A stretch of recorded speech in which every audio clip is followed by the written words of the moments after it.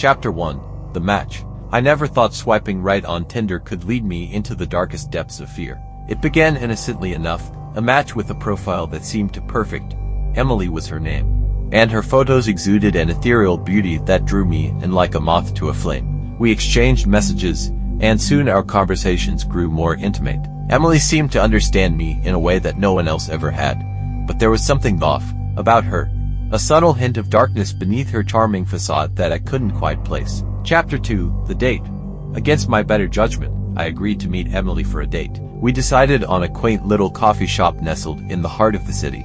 As I waited nervously for her to arrive, I couldn't shake the feeling of dread that hung heavy in the air. When she finally walked through the door, my breath caught in my throat.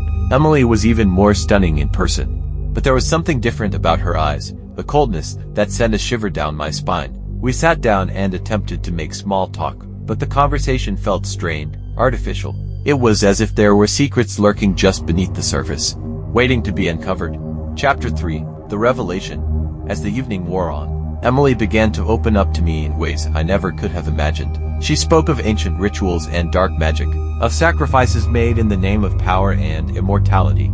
I tried to brush it off as a joke, but there was a sincerity in her voice that chilled me to the bone. She claimed to be a descendant of a long line of witches, each one more powerful than the last, and she needed me, my soul, to complete a ritual that would grant her ultimate power. Chapter 4. The Escape. Terrified, I made an excuse to leave and fled into the night. But Emily was relentless in her pursuit, appearing wherever I went like a shadow haunting my every step. I tried to block her on Tinder, to erase her from my life completely, but she always found a way back to me. I sought refuge with friends and family, but they couldn't protect me from the darkness that followed. Everywhere I turned, Emily was there, her presence suffocating me like a thick fog.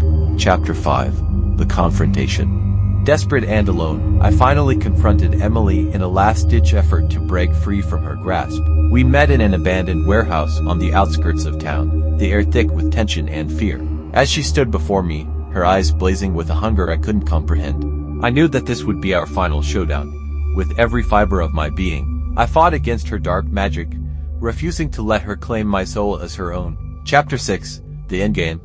In a burst of light and energy, the ritual reached its climax, and I felt myself being pulled into a vortex of darkness.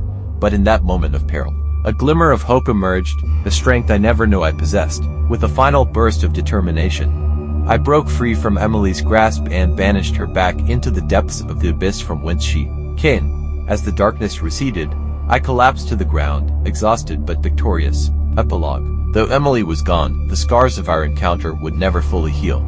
I returned to Tinder, hoping to find solace in the arms of another, but the memory of that fateful night still haunts me to this day. And so I wander, a lost soul adrift in a sea of swipes and matches, forever haunted by the ghost of a love that was never meant to be.